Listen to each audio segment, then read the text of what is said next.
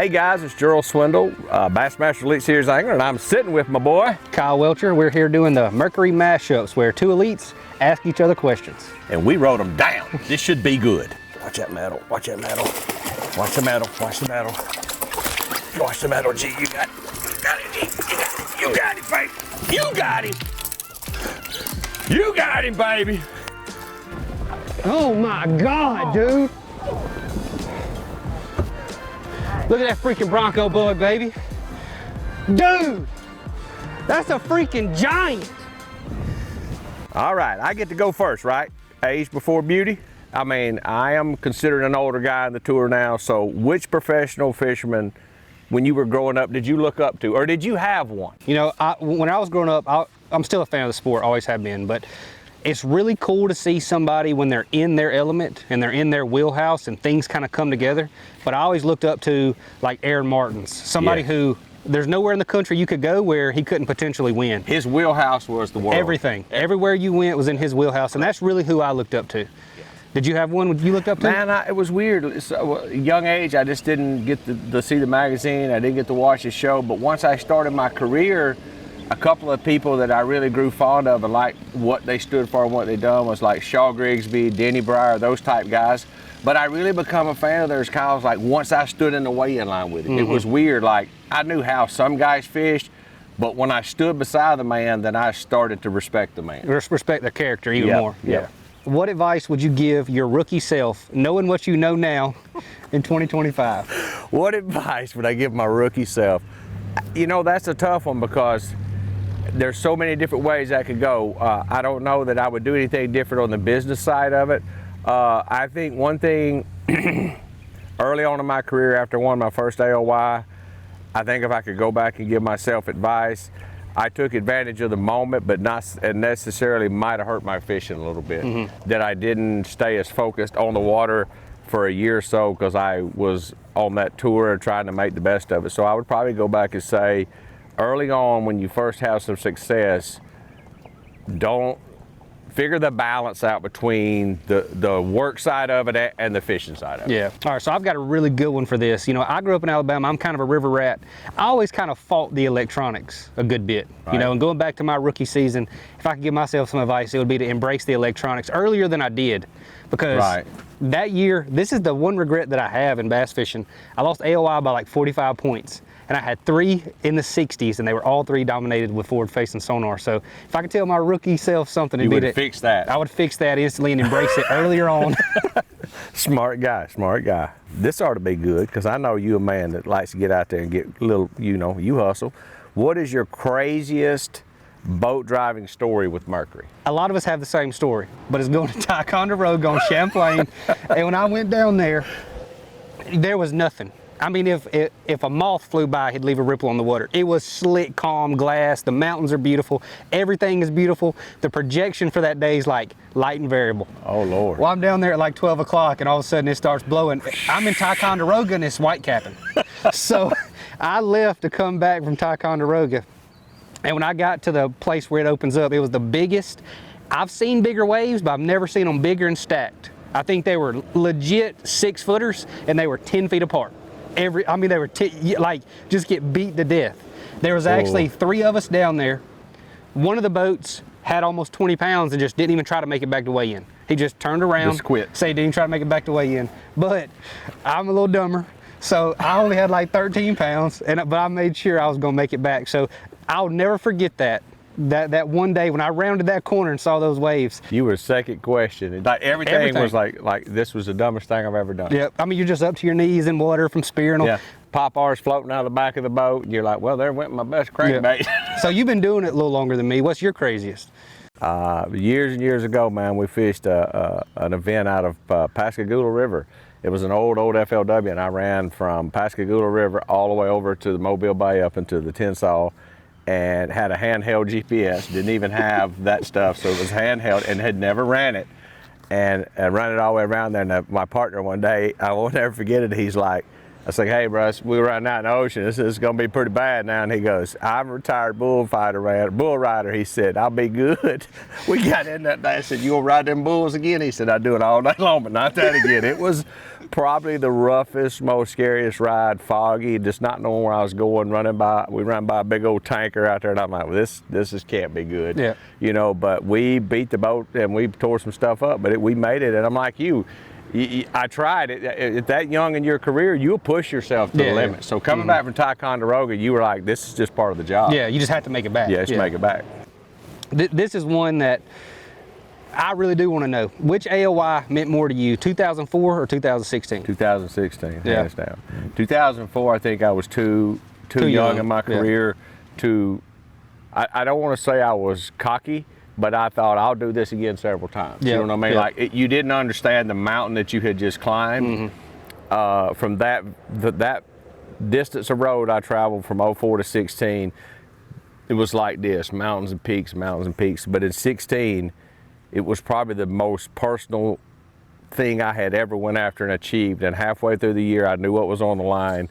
And then there was things that happened that was out of our control that made me focus on it that much more.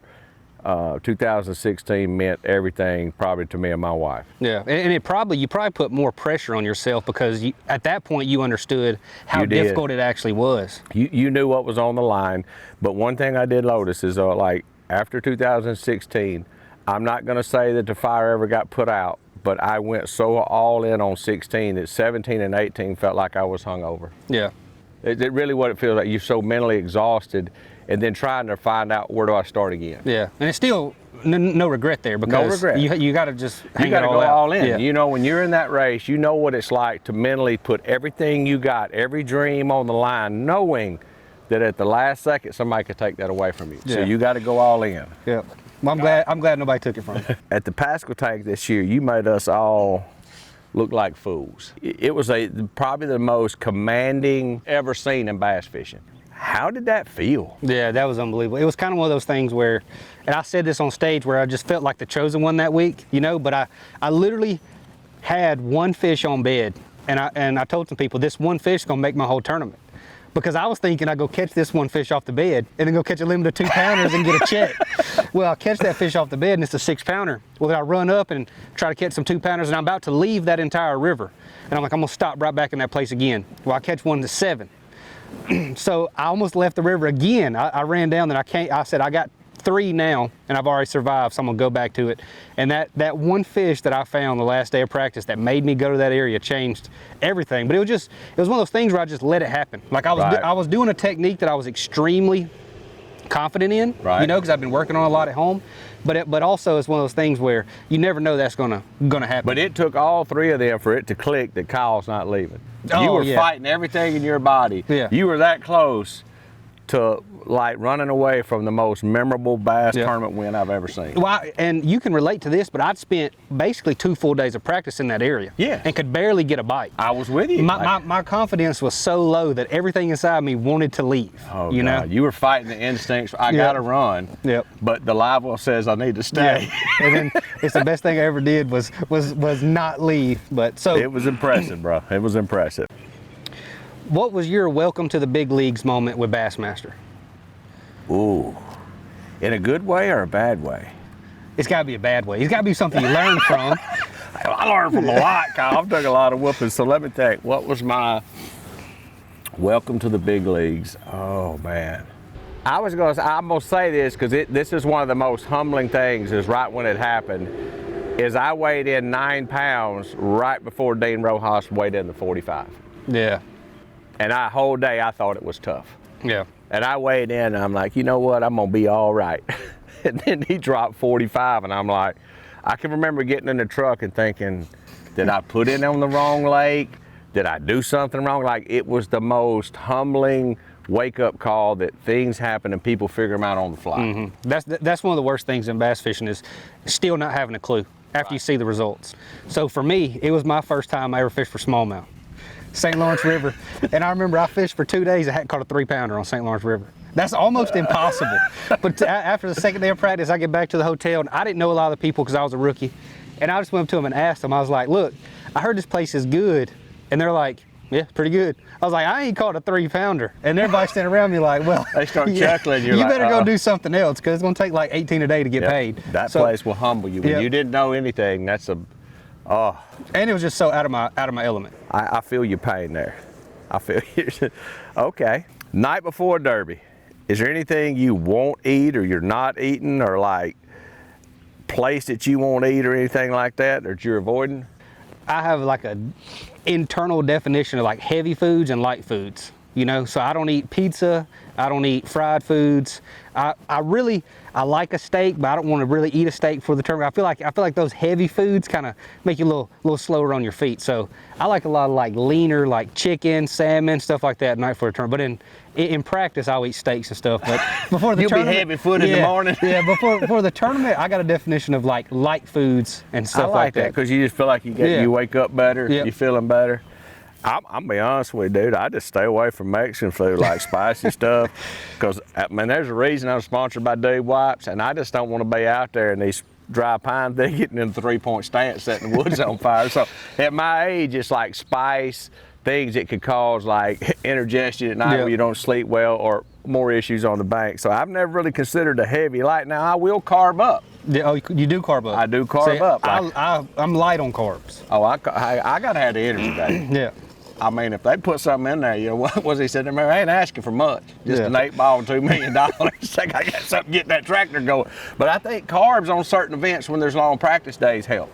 And we make jokes about that, but it is very important how you eat leading up to the tournament. Yeah, and I tell you, the most underrated thing is eating right for the classic. Yeah.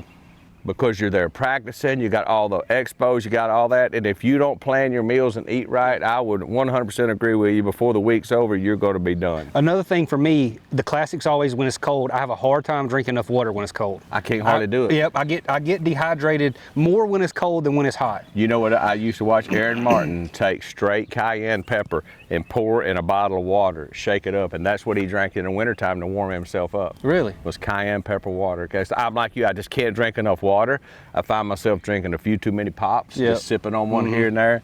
But dehydration happens to a lot of anglers during the classic because it's cold. Yep, and you're going so much. Yep. If you had to fish a $200,000 tournament team trail all over the country, and you had to pick your partner from the elites, who would you pick? Me and you going.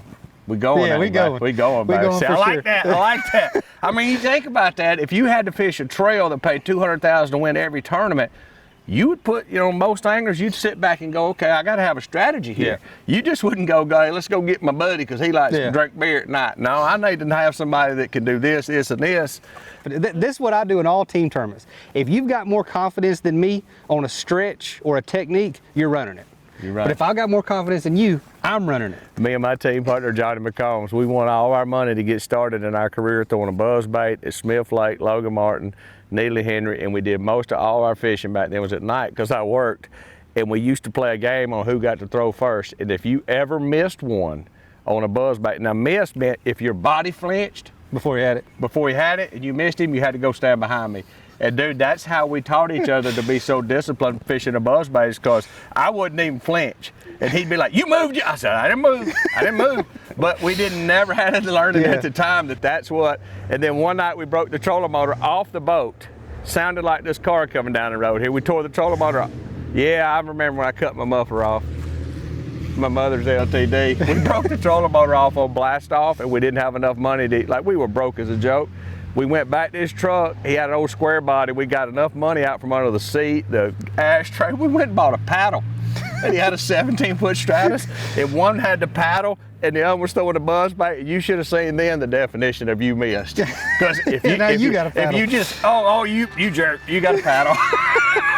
Hey guys, that was a lot of fun. I know I enjoyed sitting down with this guy. He is one of my young heroes of the sport. So hope you guys enjoyed it. We look forward to seeing y'all on the water. Watch that metal. Watch that metal. Watch the metal. Watch the metal. Watch the metal, G. You got it. You got it, G. You got it, baby. You got him. You got him, baby. Oh my God, dude. Look at that freaking Bronco bug, baby. Dude, that's a freaking giant.